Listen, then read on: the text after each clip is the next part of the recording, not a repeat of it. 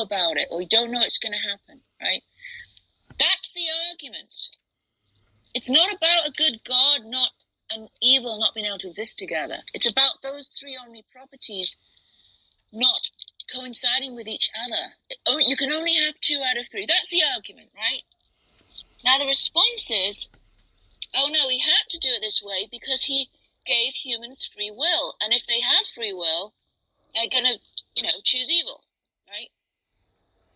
And the refutation to that argument is, the refutation to that response is, there's no logical contradiction in a God who has got all the omni properties, right? He's omnibenevolent, he's omniscient, he's omnipotent, and he actualizes a world in which free agents who have free will only choose the good. And you said, there's no contradiction to that, right? Do you understand that? Correct. Yep. And you know what I also said? That a better world is a world in which agape love can be actualized and practiced within reality.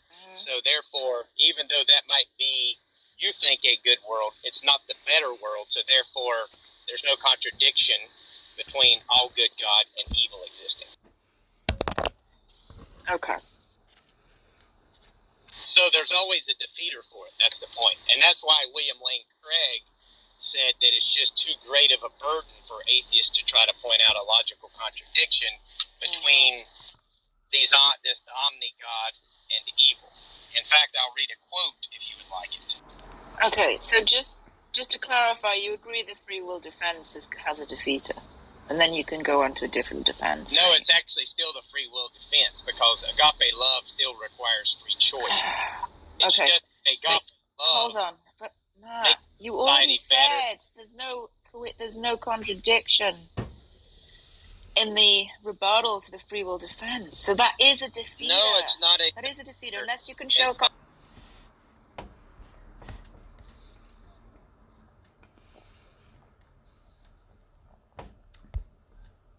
But I do believe it still represents an energy in the world, like a spirit. And I think a spirit is just another word for a belief or an idea. You know, when you have an idea and you accept that idea, it becomes a belief, and then it starts affecting your behavior, because when you believe something, like, it determines how you behave in the world. For example, let's take one of the 7 deadly sins, lust, right? Lust is basically just the belief that it's good to get laid, and if you believe that it's good to get laid, then your fucking entire perception is going to be guided by the desire to get laid. Like, you're going to walk down the road and your eyes are going to point over there at that fucking jiggly pair of tits, or over there at that arse, because Asmodeus, the spirit of lust, has a hold of you, because that's one of your beliefs, and so he can point your eyes in that direction and decide for you a lot of things. Like, he can even manipulate the way that you interpret things you're looking at. Like, take for example, again, spirit of lust. You're looking out the window and you see your neighbor turn up. Yeah, I get it. I get what you're saying. Could you bring it in for a landing? Well, I can't really, because I forgot what point I was trying to make. Joseph, I just got a question for you. Do you believe in Jesus too? No, I believe that the Father, the Son, and the Holy Spirit, like I said, language has been corrupted. I think what this is really talking about is that the Father is the human heart, right? It's what guides us, what punishes us when we do wrong. Like, if we go serve the spirit of greed or lust, our heart will make us feel shit about it. The way God does in the Bible is say, come back and serve me. That's the heart. That's what God is, in my opinion. A lot of the times the word is used in the Old Testament. It's talking about the human heart. And I think the Holy Spirit is the mind, and the Son is the body. So Jesus is really a representation of any human being who has got his priorities straight. Because once you get your priorities straight and you decide that instead of serving yourself, which is the spirit of Lucifer, right? Which, if you want to put that into a belief, is just what I want is more important than what any of you need. Let me be a little more specific. I mean, do you, like, what about, like, the resurrection and crucifixion? Or the crucifixion and resurrection? Do you believe in that, like, as a story? I think that that's, again, symbolic. Like, I think you have to kill the version of you that this world creates. Like, when you're born into this world, not only do you inherit I think bad habits from your parents, like in a spiritual sense, like those ideas are transmitted to you. But also, the world itself is pretty fucking wicked. You know, it plays everyone against each other. It teaches you that if you want to live a good, comfortable life, then you're going to have to turn on your fucking community members, and you're going to have to look at them as opponents that you have to defeat. I think that's what the Lucifer. Hey, Joseph, I have a question for you. I mean, you said the Father is the heart, the Son, the Spirit is the mind, and Jesus is the body. Now, if you look at like a Greek thought and Roman thought, they believed in trichotomy, but it's spirit, soul, and body, right? And so, well, I think when you look at the Holy Spirit, it's pneuma, and yet the mind is understood, or the soul is understood as suke, not pneuma. And so, I don't know where you got that understanding of what you just said right now. I didn't get my understandings from any fucking book or any fucking ancient philosopher. I looked at the world and I stayed away from people for months, and I closed my eyes and I thought about shit. I think the reason that the Holy Spirit is the mind is because the Holy Spirit is the one that brings the message from the Father to the Son, right? The Son being the creation of the body. The Holy Spirit is the breath of life, pneuma. Did you know that? What I said is not untrue. The Holy Spirit brings the message from the Father to the Son, right? And we use our mind to interpret what our heart is saying. So if you don't understand what your heart is saying, then your mind is going to interpret it wrong. And I think that's the problem. We believe in essence. We are our souls, right? Where's the soul in this equation? Sorry. Who's we? What is it with these apps and like drawing in people with mental illness, like this guy in John? It's fucking crazy. What? It's troubling. I'm sorry, I got lost. I thought someone was asking me a question, but I don't know. No, I was saying you're mentally ill, as is John. No. And it's entirely possible that I am. I don't think there's anyone in this world who isn't mentally ill right now, because what the fuck is the mind? It's like a liaison between your environment and you, and the world is fucking sick. It makes no surprise that most people have a sickness in their minds. Now, what have I said that makes no fucking sense that you would sit there and like... Well, the entire vision sex, I'm not going to knock on you even if you did have a mental illness. I mean, that's not something that you can help, and I'm not a fucking psychologist, but the entire vision sequence is really weird. For sure. Yeah, I agree with that was weird, but fuck all of that. I'm talking about what I believe now, where that eventually led me to, what my understanding of the world. I'm not even really focused on like the hallucination side of it. What I'm focused on is like what you derive from it in your belief of the vision is what's troubling for me. Right? Like what? Like the disjointed idea that God is Saturn. Or that somehow... I said the God of the Old Testament is Saturn, right? Yeah, no, I mean, it seems like a really disjointed... I don't think that the God of the Old Testament is the God of the universe. I think that a God is like an idea that someone created in a sort of sense. Like, what is... Let me put it this way.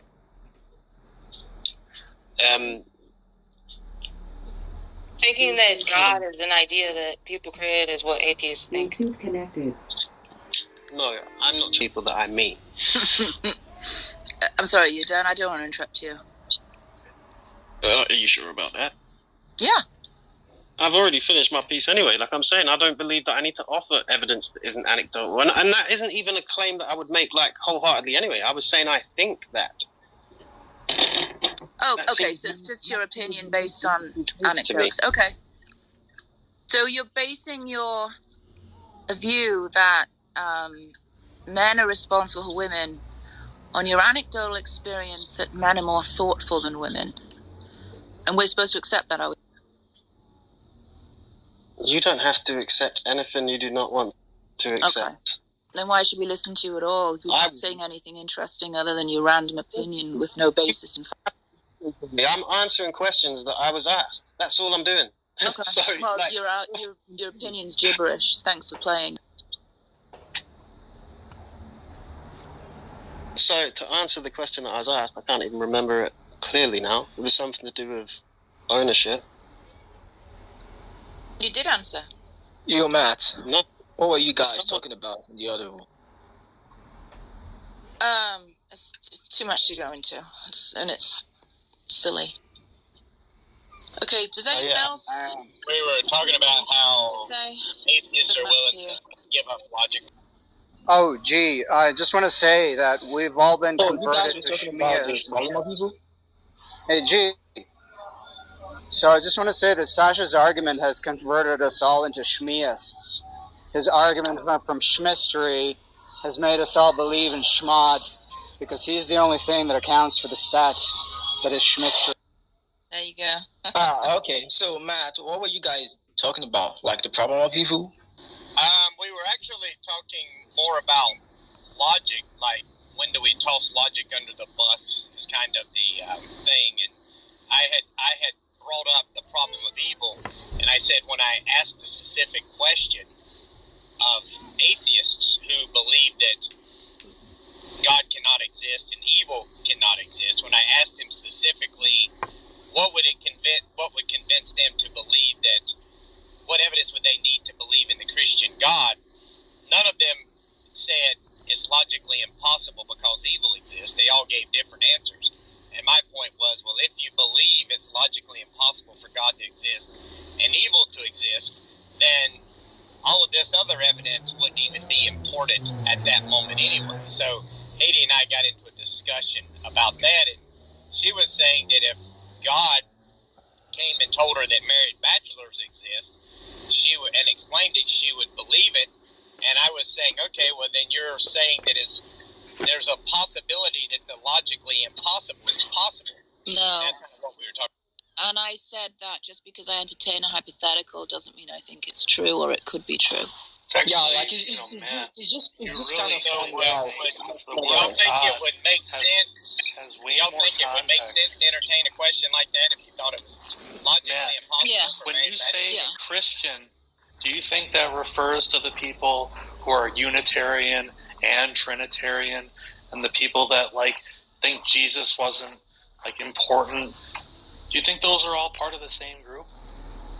No, I don't think if someone says that they're Unitarian, I don't think they're Christian. Okay.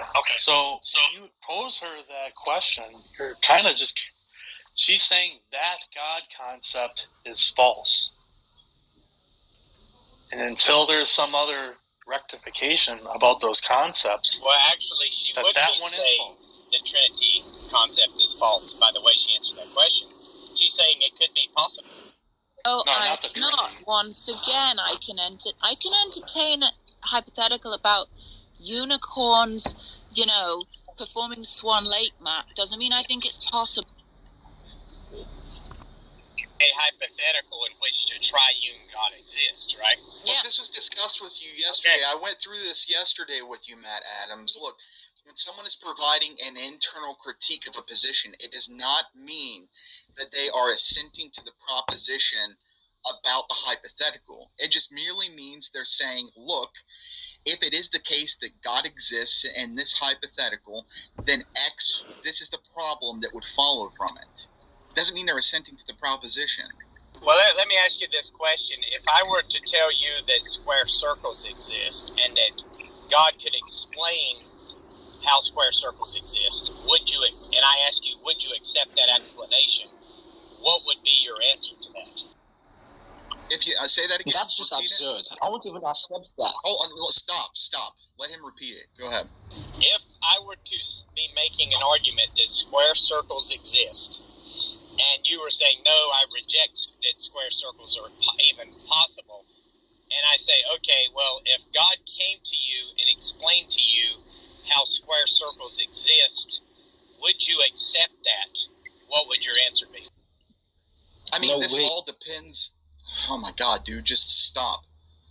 This all depends on whether I believe that the God that exists, I knew that he had perfect knowledge of all things. If I believed that, and he came and explained it to me, then I might be convinced one way or the other. But if you're just talking about a random experience of someone that I believe to be God coming to me and then explaining it to me, then I'm not sure. So you're saying there's a possible scenario in which you could believe square circles exist? Well, Matt, it's the same thing as me saying, basically what you're asking me is if there's a perfect being who had all knowledge of all things, came to me and explained to me, gave me a reason why square circles exist and reason coming from his perfect knowledge, then by necessity I would have to. Okay, so at this point, you're willing to acknowledge that the laws of logic could only get you so far because there could be a better explanation from God, right? I don't deny, I'm not the type of agnostic that denies that there are things out there that I don't know. I'm perfectly willing to concede the point that there are certain things that I don't know, and I can be convinced of things either way. And certainly I'll even concede that in some sort of like intense spiritual experience that I have may convince me one way or the other, but that doesn't really get you anywhere. I mean, of course, I have a limited understanding. When you say that the laws of logic only get me somewhere, all you're really saying there is that my own power of the power of my own reasoning only gets me to a certain point. But that's not anything controversial. That's not even really interesting. Of course, it's the case. Okay. I mean, look. I mean, I'm actually kind of surprised you answered it the same way. But it just seems like that you guys are implicitly conceding that you keep the laws of logic have its limitations, and that maybe sometimes things that may appear to be one way may not actually be that way, so we shouldn't dismiss them simply because it seems illogical. Yeah, well, look, I mean, that is not anything really interesting. Of course, I mean, there are plenty of I can come up with like a billion situations in which I'm absolutely sure that of some sort of proposition and I assent to it, but because my reasoning is flawed, I may be wrong, right? I'm not the type of agnostic that says, I believe that like I'm 100% infallible in my view of God. I mean, I wouldn't be an agnostic if that were the case, right? I would be some sort of like hard atheist. And I'm not even sure hard atheists are committed to that.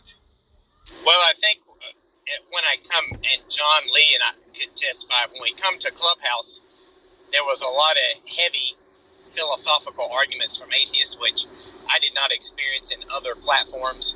And it seemed like the atheists, it seemed like if they presented an argument in which there was no contradiction, it was valid, and they almost held it as being true.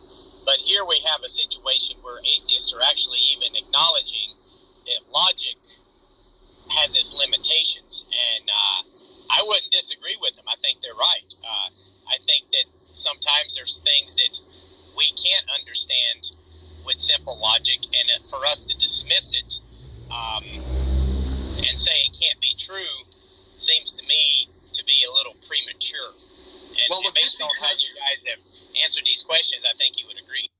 Just because atheists may put a lot of stock into logical. Yeah, why are we listening to this? Why is this even a conversation? Okay, can you stop? Why? I was in the middle of a sentence. Thank you. Yeah, I'm wondering why you're entertaining this retard. Okay, just because atheists put Someone a lot of answer me stock that? in agnostics, and atheists and agnostics put a lot of stock into logical argumentation and calling out fallacies and things like that, does not mean that atheists or agnostics think that it's completely. Who cares about Hey, that? please, is there an allow argument involved? John, please allow Declan to finish. He's in the middle of a sentence. So just because we put a lot of stock in it doesn't mean we think that the system is infallible. It's just that these are tools that we use to reason in certain contexts where,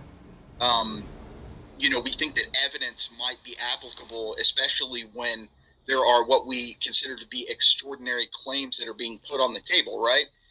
Like if someone comes to me and says, Declan, I think that your daughter loves you, right? I don't need an argument for that, right? I don't need some sort of syllogism to get through a claim like that. But if someone says, Declan, I think that you're really Superman or something like that, and you have like extraordinary powers, and you just haven't shown them yet.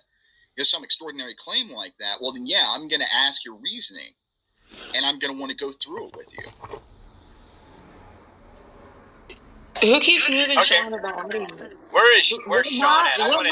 What mod is doing that? Why does somebody keep moving Sean to the audience? Yeah, I wanted to ask Sean a question based off of what Declan did. I'm not sure who's moving him. And you guys give out mods to too many people, too. Can you hear me, Sean? Yeah, Matt, I'm a logical realist. Yeah, if it's logically doesn't comport with the laws of logic, then it's just, necessarily false. Okay, so what I had asked earlier... It can't be possibly true. Well, I'll get your response. Who cares about what I this? asked Declan and Haiti both is if God came and explained how square circles exist, would you accept it? And both of them... Obviously, that would be ridiculous. Okay. So... It's impossible. It's impossible for God to do that. And Haiti, would y'all like to address Sean's position here since y'all... Why would I listen to anybody that thinks that it's logically possible for squared circles to exist? Why would I listen to that? Why would I listen to you and this fucking nonsense? Well, keep in mind, this was the question I posed to them. Why are you proposing it? It's completely I know, Sean, that you... insane and pointless. You reject the meaningless logical problem of evil. You don't think it goes through. But it kind of went back to that, and I was saying that... How is that even related? Well, I'll explain. If you think that omnipotent, all-powerful, all-good God cannot exist, and evil cannot exist, and someone were to come to you and say, hey, what would it take for you to believe in this God? Well, the obvious answer would be nothing, because it's logically impossible, right? If you think that's a logical impossibility. But if someone gives a different answer besides nothing could because... Yeah, that would be a stupid answer. Yeah, you're right. That would be a stupid answer. That was the point I was trying. But I have seen atheists actually do that. Tom Rabbit was stupid. I know you have. In your big debate with Tom Rabbit said, yeah, if God tells me how it's possible that evil exists. Well, that's not even... He's not, saying there's some logical impossibility. It doesn't matter. It's not interesting to anybody what the possible reason that God might have for allowing evil. If we're saying at the outset that it's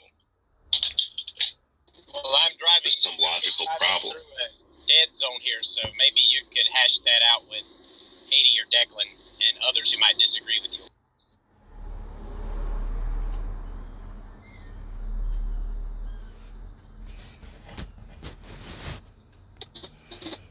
Or maybe we could hear from the... Yeah, you're in the Matrix, man. Sean, are you still beating this dead horse? Sorry, can you please keep the turn to move on? Yeah, wait for your turn, Mr. Sean. Yeah, keep the. No, I'm just wondering why people are just entertaining this nonsense about logical realism with Matt Adams.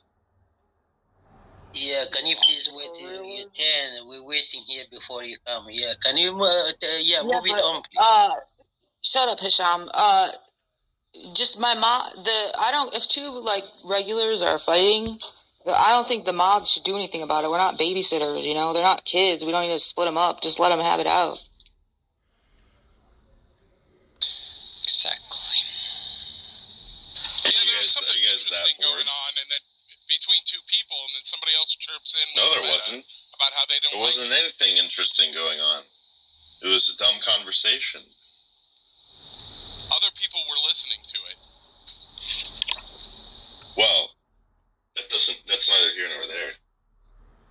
Of course it is. You were the only one that had a problem, and you got to speak up and cry about it. It was kind of dumb. It's like if the criteria you're using to judge their view is Where's the like moderator? Yeah, a contradiction. Yeah, keep the Hisham, You accept the we don't know who Hisham is. Hisham, stay out of this. He actually gave, yeah, the responses I didn't think were that great.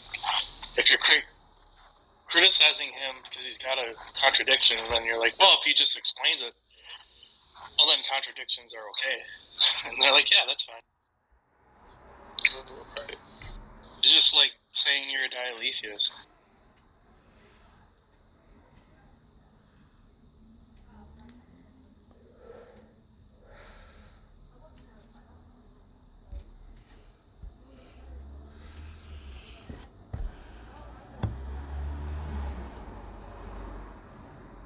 But one thing Matt was not doing was he was employing this like nebulous Christian God concept because there are certain Christian gods that don't have the problem.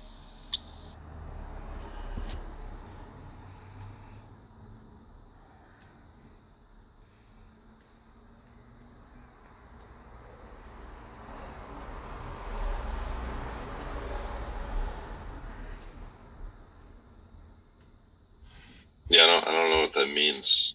I mean, you guys don't have to stop talking about it just because Sean was bitching. You could. Well, yeah, I think I had all I needed. I just wanted. Declan gave me his view, Haiti gave me her view, Sean gave me his view. So obviously there's some conflict there between those positions. So I was kind of curious to see if they wanted to hash out the difference. Yeah. So here's the thing. The question you're asking. What question are you asking? It doesn't matter if it does. No, shut up. It doesn't matter if it's God or if it's anybody, right? If I say, okay, here's a logical contradiction. A circle that has 4 sides. Yeah, a square circle. Stop. Shut up. And you tell me, no, that's not actually a contradiction. If you can demonstrate somehow, or if you can show somehow why it's not a contradiction, then you're not like ignoring the axioms of logic. You're just saying that the axioms that logic is not actually being violated here. A circle, some problem of logic is not being violated by a circle with 4 sides existing. There's actually no contradiction. Okay? It's not the same thing as saying you don't take logic to be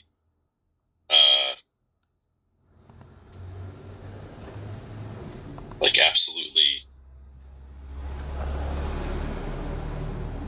definitive of truth and falsity. You're just saying that there's actually no contradiction here. Yeah. Do you understand what I'm saying, Sasha? Not really. It's like really unclear. Maybe I'm missing previous context. I'm not following. He's trying to ask. Yeah, he's trying to ask if there's a contradiction.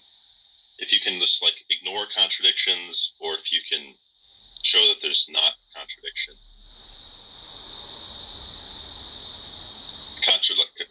Contradictions don't matter. Something can be like true even if it's contradictory somehow. That's like dialetheism, right? But that's not what he wants to ask. He wants to ask if there's if it's someone not can somehow explain to you how there's not a contradiction. Then it's not a is it? Yeah, I'm not sure if like there could not a violation be such a thing. You think you can show that something is contradictory? Don't know if you could really show that something is not contradictory.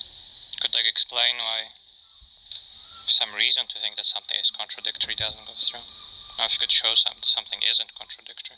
Well, I think what he really means is like the view that you have on evil is not quite right. If you, the true nature of evil is this, and this, and that's not a contradiction. Yeah, you can like clarify what you mean when you say evil, omnipotence, and all goodness. Right? And so if you redefine it in such a way that there's no contradiction, that can work. Matt, you got to put the work in. I wouldn't have to put the work in. But let's take a hypothetical. The point is Matt's question is malformed, right? Which is he asking? Is he asking, can there be truth in the presence of a contradiction? Or is he saying, if you can because that's controversial, right? That's like dialetheism.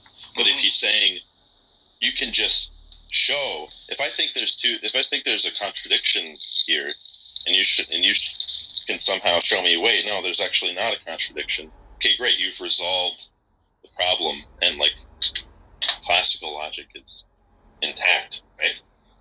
That's not controversial. So which is it, man? You're just saying it's a seeming contradiction isn't an actual contradiction. Okay, so yeah, my question was, if God were to come and explain to you how square circles exist, would you accept it? And the answer was no. We know your yes, question. If God did that, we're asking which one of the two that. Well, I didn't clarify. What do you mean, which one of the two? Well, he gave you like two, like what they're really meaning. Like, go ahead again. Yeah, I didn't even explain Explaining how square circles exist could mean two things, right? It could mean that contradictions exist and that they're somehow true, or it could mean that a squared circle is somehow not a contradiction. Yeah, I understand. I didn't even explain that. I just asked the question. Which one? I know you didn't. Which one is? I know you didn't. I know you didn't. Okay, well let's just simply.